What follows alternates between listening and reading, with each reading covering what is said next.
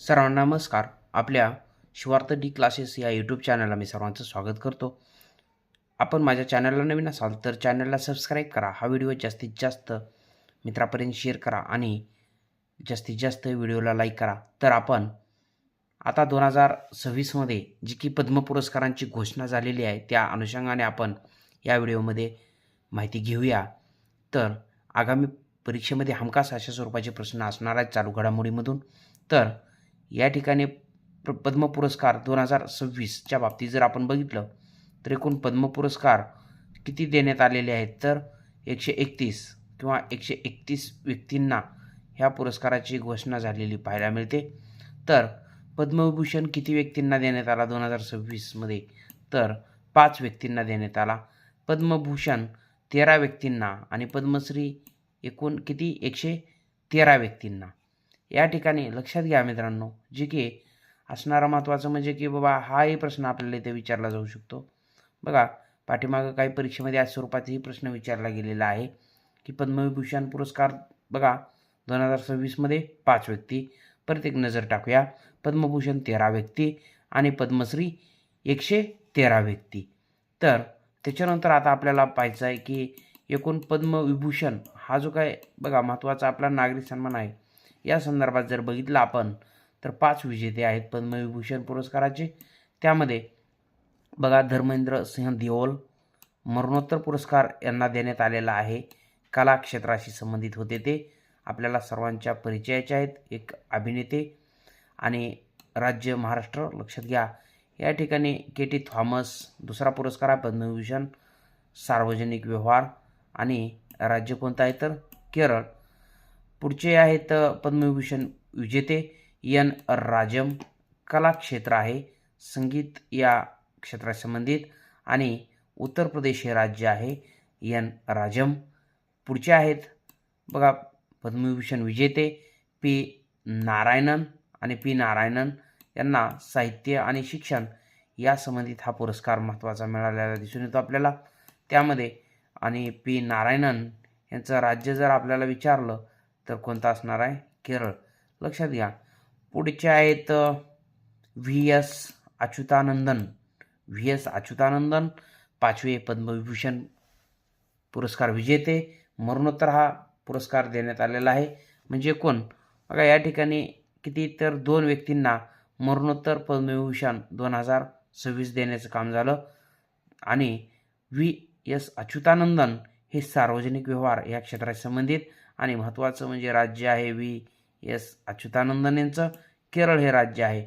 म्हणजे आपल्याला या ठिकाणी केरळ या राज्याच्या बाबतीत जर बघितलं तर 3 व्यक्ती आहेत बघा केरळमधील की त्यांना पद्मविभूषण देण्याचं काम झालं महत्त्वाचं. आणि पद्मविभूषण विजेते महाराष्ट्रीयन किती व्यक्ती आहेत तर या ठिकाणी एकच आहेत सध्या यावर्षी म्हणजे 2026मध्ये. नेक्स्ट आपल्याला पुढे पाहायचं आहे पद्मभूषण विजेते या ठिकाणी 13 व्यक्ती आपल्याला पाहायला मिळतील. 13 जणांना पद्मभूषण हा पुरस्कार देण्याचं काम झालं. मात्र या ठिकाणी एक लक्षात घ्यायचं आहे की IMP ते जे काही विजेते आहेत पद्मभूषण पुरस्कार विजेते ते आपण बघत आहोत. त्यामध्ये अलका याज्ञिक एक महत्त्वाच्या गायिका आहेत. महाराष्ट्र राज्य कला क्षेत्राशी संबंधित हा पुरस्कार. नंतर पुढचे व्यक्तिमत्व आहे बघा ममूटी केरळ राज्य आहे आणि कला अभिनेते आहेत ते लक्षात घ्या. उदय कोटक महाराष्ट्र राज्य आणि व्यापार आणि उद्योग. आता या ठिकाणी विजय अमृतराज महत्त्वाचे आहेत बघा प्रश्न येऊ शकतो. अमेरिका भारत नागरिकत्व लक्षात घ्या. क्रीडा टेनिस या क्षेत्राशी संबंधित आहेत ते. पुढे बघा जे की पद्मभूषण विजेते आहेत भगतसिंग कोश्यारी जे की माजी राज्यपाल सुद्धा राहिलेले आहेत महाराष्ट्र राज्याचे. राज्य आहे त्यांचं उत्तराखंड आणि सार्वजनिक व्यवहार या संबंधित बघा महत्त्वाचा हा पुरस्कार पद्मभूषण पुरस्कार. पुढचे पद्मभूषण पुरस्कार विजेते आहेत पियुष पांडे ज्यांना मरणोत्तर हा पुरस्कार राज्य महाराष्ट्र आणि कला क्षेत्रासंबंधित जाहिरात क्षेत्र या संबंधित आपल्याला पियुष पांडे पाहायला मिळतात पद्मभूषण पुरस्कार विजेते. शिबू सोरेन पुढचे पुरस्कार पद्मभूषण विजेते आहेत जे की बघा मरणोत्तर पुरस्कार या ठिकाणी आपल्याला पाहायला मिळतो हा देण्यात आलेला झारखंड राज्य आणि या ठिकाणी सार्वजनिक व्यवहार.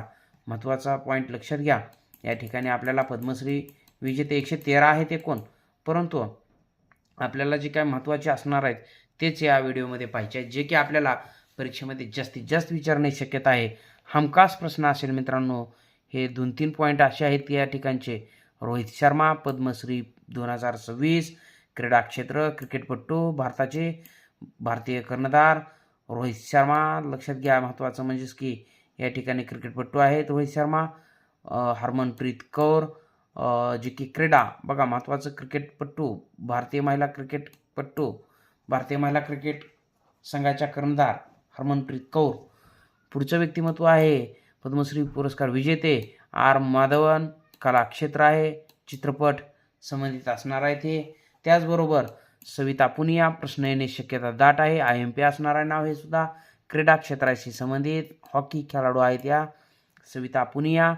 पुढचे बघा व्यक्ती आहे त्या ठिकाणी पद्मश्री पुरस्कार विजेते रघुवीर खेडकर. कला, तमाशा आणि लोकनाट्य महाराष्ट्र राज्य. आणि पुढचं व्यक्तिमत्व अशोक खडे, व्यापार आणि उद्योग महाराष्ट्र राज्य. लक्षात घ्या. आणि डॉक्टर आर्मिडा फर्नांडिस या ठिकाणचे बघा हे वैद्यकीय क्षेत्राशी संबंधित आणि महाराष्ट्रामध्ये एक त्यांचं उल्लेखनीय कार्य. मातृदुधाची बँक यांच्या माध्यमातून या ठिकाणी महत्त्वाचं कार्य.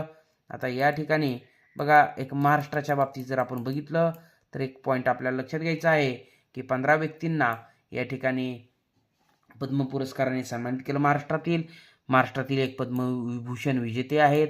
बघा या ठिकाणी अभिनेते धर्मेंद्र हे पद्मविभूषण पुरस्कार विजेते. 3 पद्मभूषण आहेत महाराष्ट्रातील. अलका याज्ञिक, उदय कोटक, पियुष पांडे. आता या ठिकाणी 11 पद्मश्री पुरस्कार बघा महाराष्ट्रामध्ये आपल्याला पाहायला मिळतील. तर ही होते एकूण बघा 2026 मधील पद्म पुरस्कार विजेते. आपल्याला या संदर्भात हमखास प्रश्न येऊ शकतो मित्रांनो. IMP जेवढे आहेत ते आपण या ठिकाणी कव्हर केलेले आहेत आणि प्रश्न हमखास यातूनच येणार हे निश्चित. तर आपण भेटूया पुढच्या व्हिडिओमध्ये. तोपर्यंत धन्यवाद. जय हिंद. वंदे मातरम.